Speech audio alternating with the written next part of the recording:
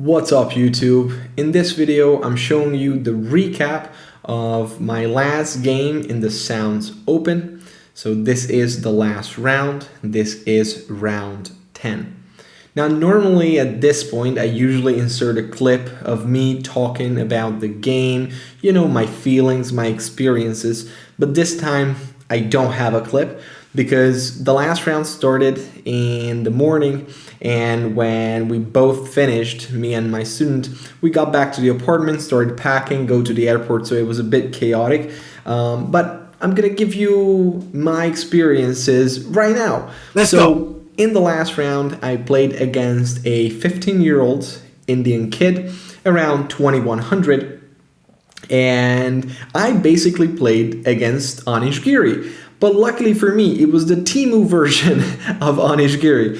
And I kid you not, the kid looked exactly like Giri Anish. It was the weirdest thing. Like, he had the same glasses, he had the same haircut, he had the same build. Like, he was skinny and tall, and he, like, even his mimicking skills were like on point. Like, he was, the way he stood up from the board, he always took a piece when he stood up and then started walking with that. Even the way he was like fidgeting with the piece, it was literally, like Giri. Now, fortunately for me, it was, he nailed everything except the chess part, which is good news for me.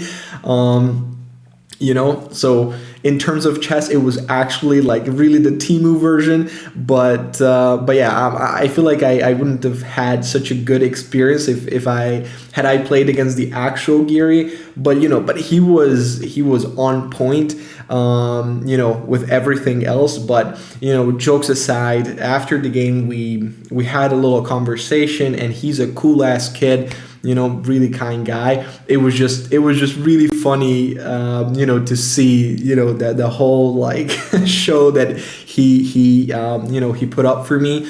But one thing that I would definitely highlight and add to this is that he was just willing to learn. And I played against two Indian kids in this tournament, and both of them, after the game ended and I beat both of them, and I just felt like they wanted to learn, not just necessarily for me, but like just overall they wanted to get better, and they had questions. What do you like? They were like, what do you think I should have done differently? And it wasn't about me, that the fact that they wanted to learn from me, but just in general that they just wanted to get better, and then I appreciated it so much.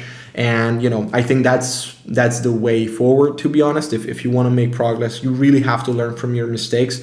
And if you can ask your international master or grandmaster opponent, or even anyone who's like stronger than you, I think that's awesome. So anyway, cool ass kid, like almost Giri, but soon, hopefully. Yeah, he's gonna nail hopefully the chess part as well. Anyway, it was a lot of talking. So yeah, let me show you actually what happened in this game, and let me show you how my tournament ended. So see you on the analysis board actually this time.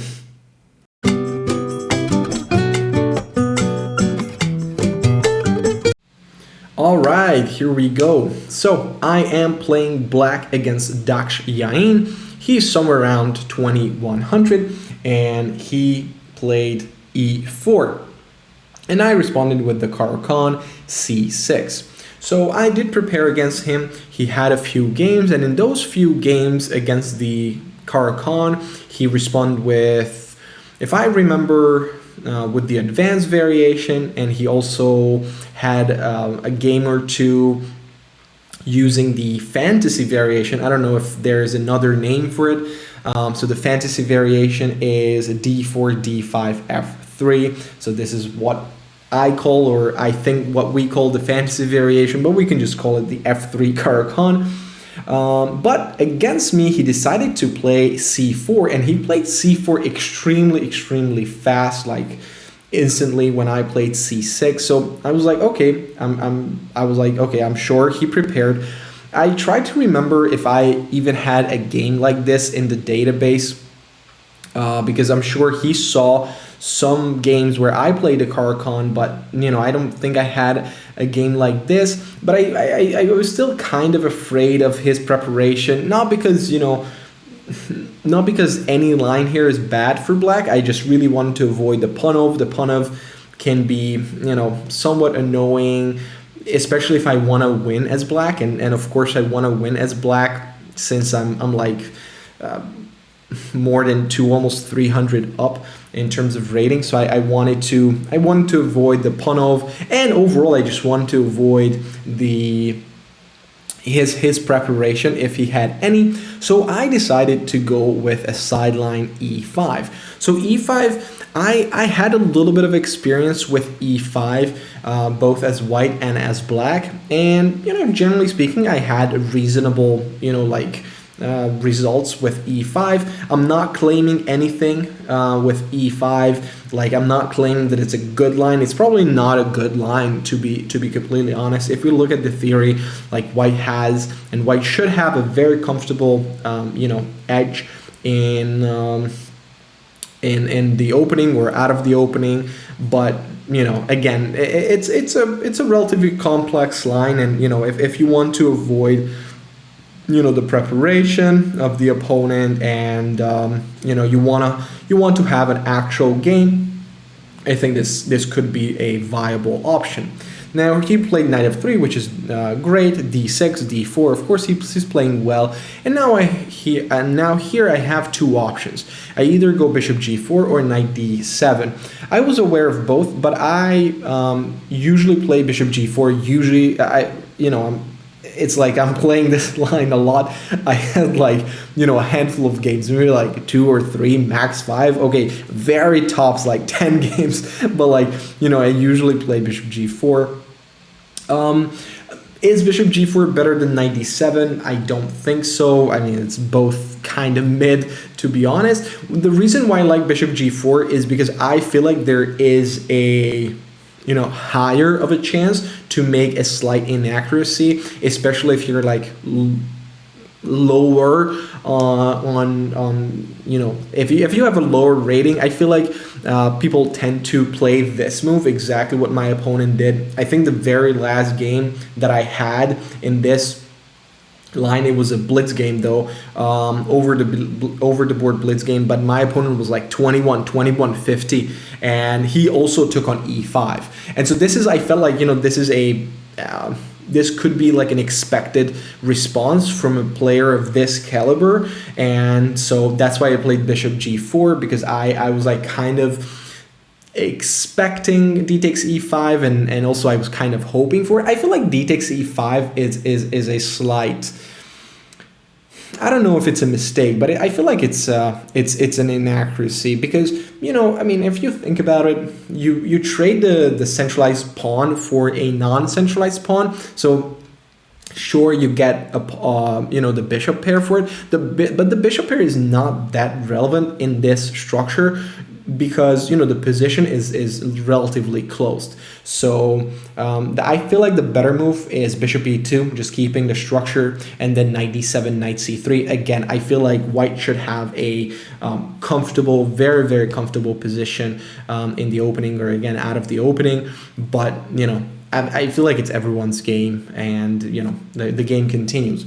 So, but he responded with d takes c5, and then now I have bishop takes f3, which is the right move. It's an in-between move, of course, that's the whole point. Now here, white has two options. White can take with the pawn and take with the queen.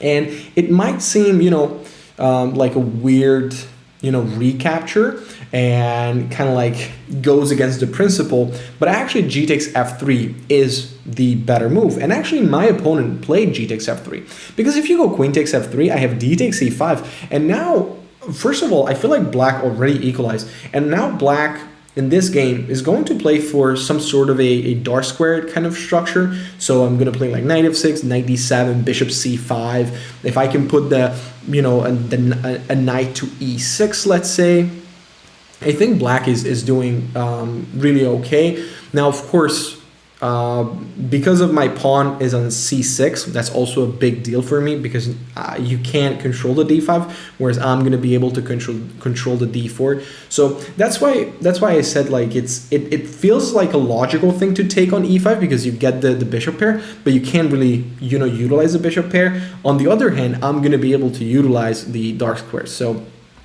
So yeah, g takes f3 is better, and the reason being is because let's say d takes e5. There's also queen a5 here. I like the endgame here. D takes e5, queen takes, and king takes. And also and if you remember the game that I played against the other Indian kid, I also went for an endgame, right? So I wanted to avoid the openings. I'm in that game. I had somewhat the same mentality. I'm willing to go for a slightly worse position, but hopefully I can outplay them in the endgame, and that's pretty much what happened. One thing that I would say that he was very, very slow. I don't know if Giri plays slowly. I don't think he does, or if he does, he doesn't play as slow as him. So that was really, I was really, really comfortable for me. First time in a long time, I wasn't the one who was in a time scramble, so that's great. So all of these moves happened so slowly. Again, I was very pleased by, and I was still kind of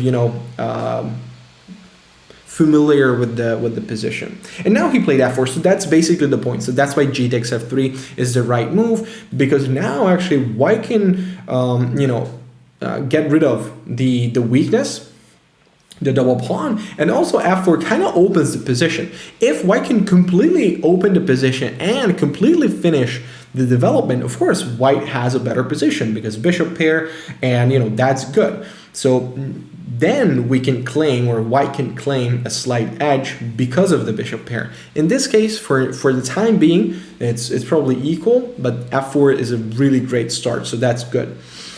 Here, I think I responded in a very natural way. I'm not saying this is the best. I played knight d7.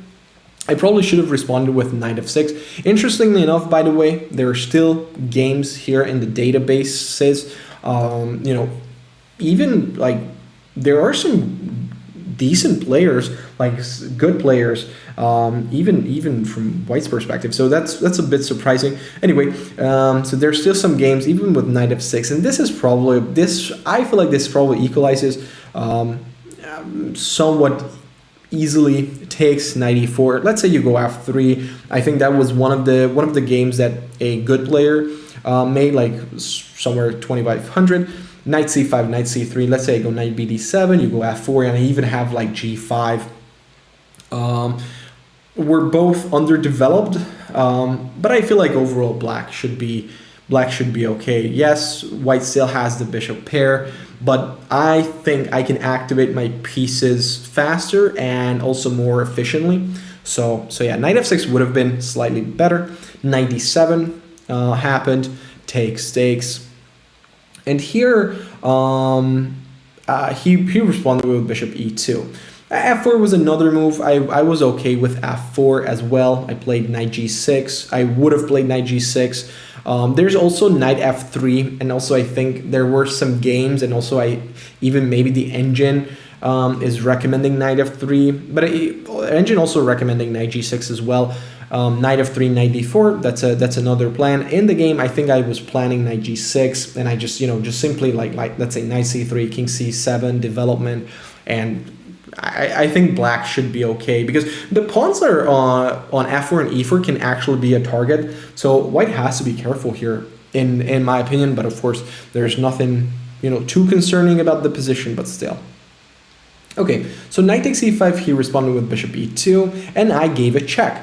So check was basically designed to provoke bishop d2.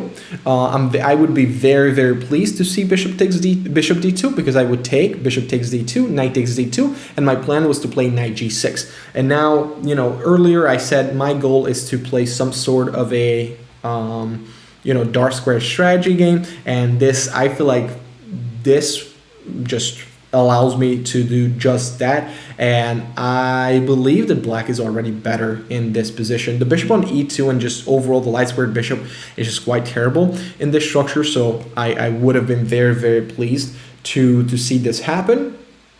If you respond with knight c3, I can just develop. This is also fine.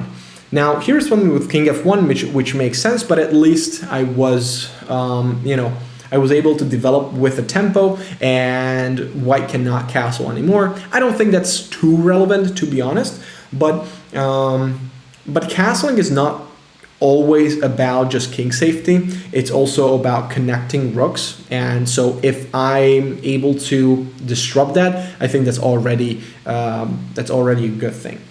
I went back to g6, being a little bit prophylactic. He played f4 anyway. I responded with knight f6. e5, of course, very logical moves, and I went with knight d7. So it looks like, yes, I'm losing some tempos, but at the same time, I am also like inviting the pawns to come forward and forward and forward, because every pawn move can lead to a weakness or weaknesses, and so that's pretty much my point. Because now the pawns can actually really be weak. So if I can play like f6 at the right time, at the right moment, I could easily have a very, very good position. Now here, I feel like white made a slight inaccuracy, not a huge mistake. It's just I feel like it goes against the principle a little bit, because he played the move a3. So a3, again, it's fine, I guess, but the reason why I'm saying that it goes against the principle is that why are you kicking my bishop away from b4? Like it doesn't really, like it shouldn't really concern white, because it's not really that bothering of a piece, to be honest. And actually on b4 it doesn't do much. I get it why he did it. He felt like it was somehow somewhat hindering his development. I don't know if I agree with that, but at the same time I should at least offer a move here for white. But I do have a move. So for instance, yes, if you go bishop e3, if you develop this way, I have bishop c5. Of course, the bishop trade is awesome for me. If you go knight c3, I might have f6 and e6, knight f8. It looks like, oh, f5 is a great position for white, but psych, I have knight h4, and then I have g6, and pawns are falling off of the board. So this is great. But I feel like the best move would have been something like h4. And h4, by the way, is such a standard or somewhat typical move, because we know from a strategical perspective that in the middle game, the g3, the b3, the g6, and the b6 knights usually are quite bad. Of course, again, it depends on the position, but generally speaking, those four squares for the knight are actually quite terrible. And, how do you punish it? Well, usually with h4, with h5, with a4, with a5. So I feel like here h4 would have made a lot of sense. And then just to go h5, rook g1, something along those lines.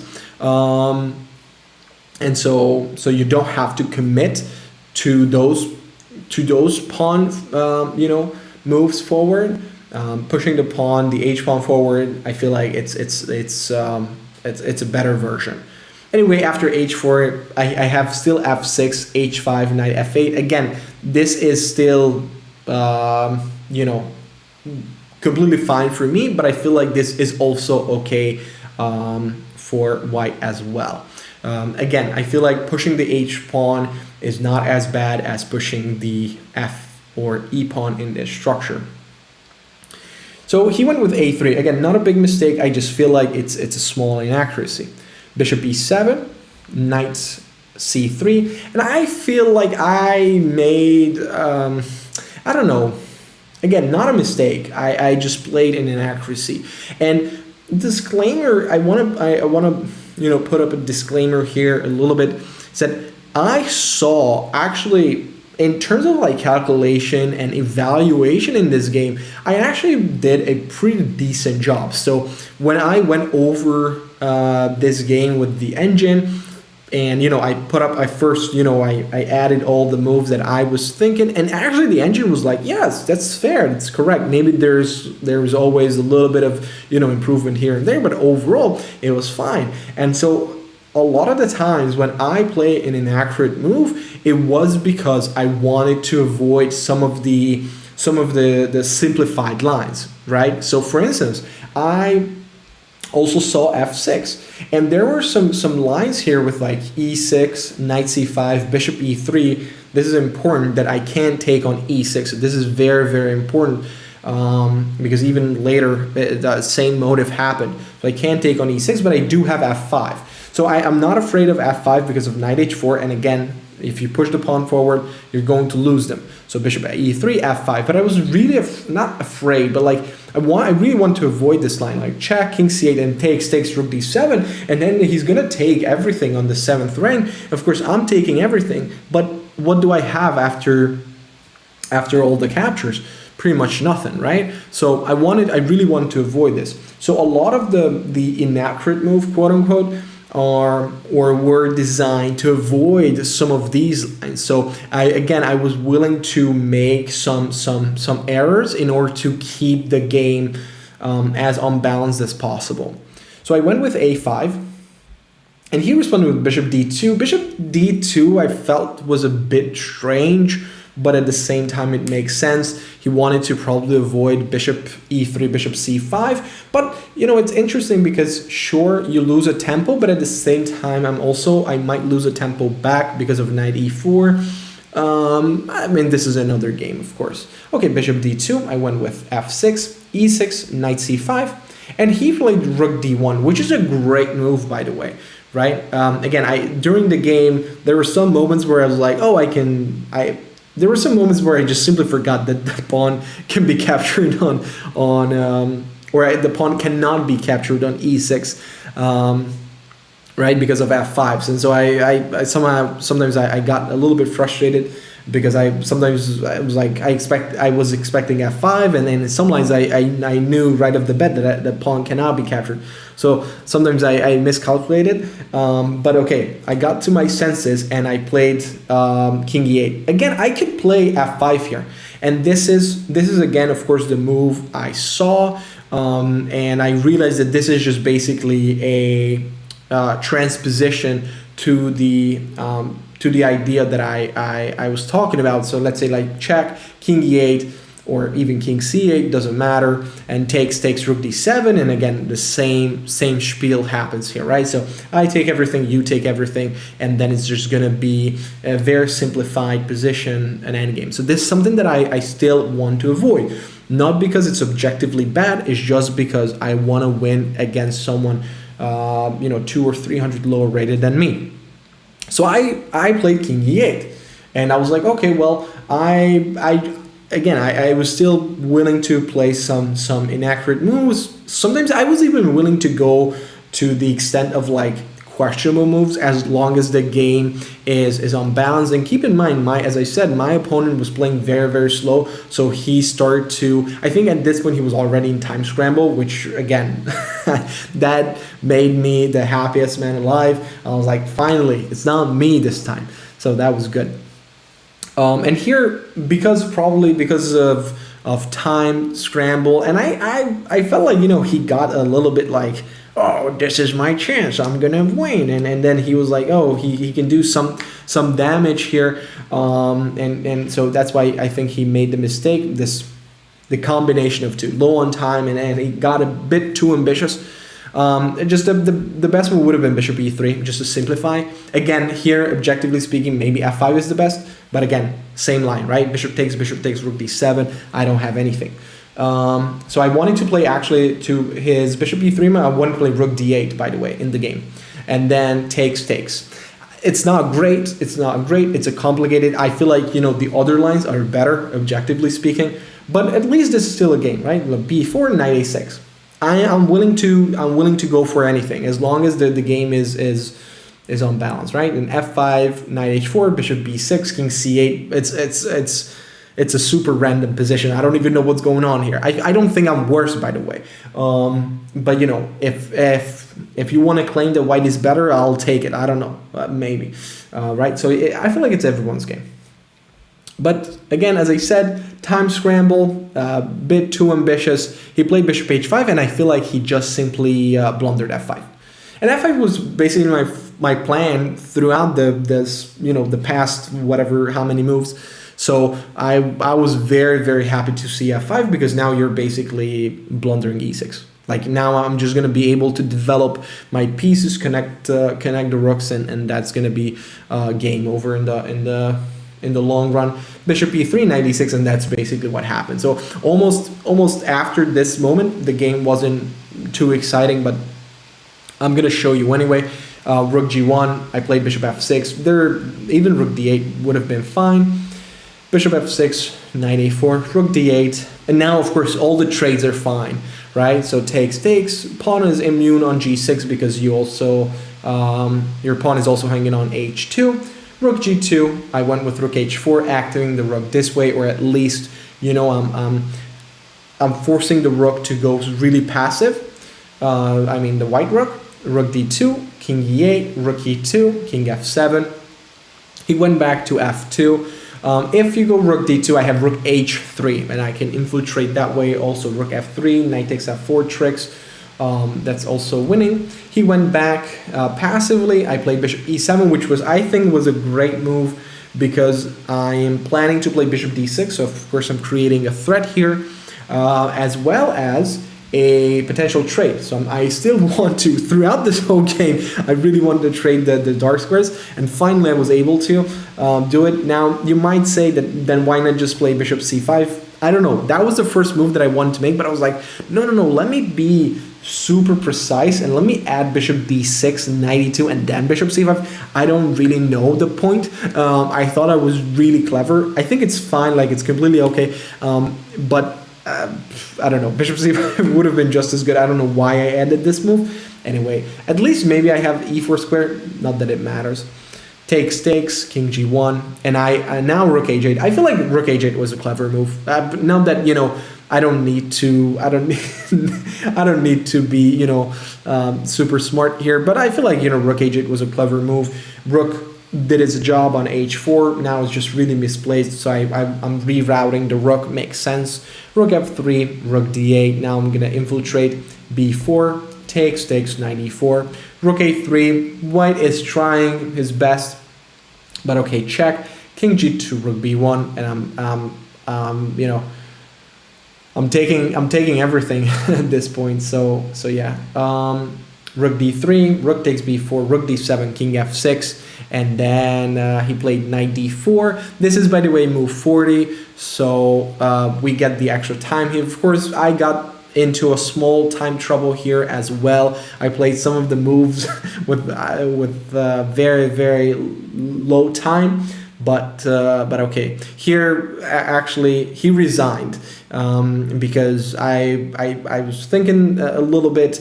Again, this is my last move as well, and I do get the extra time. And I was hovering my my hand over the c4 square, and he didn't let me play it, and yeah, he resigned. But of course I have a lot of winning moves. Rook b2 check, rook takes c4. Again, I want to take on c2. Now I'm not getting checkmated. Maybe there are some nice checkmating patterns with like knight f3, knight g5, but the knight on e4 just covers that square. If you go knight e5, that's not a checkmate anymore.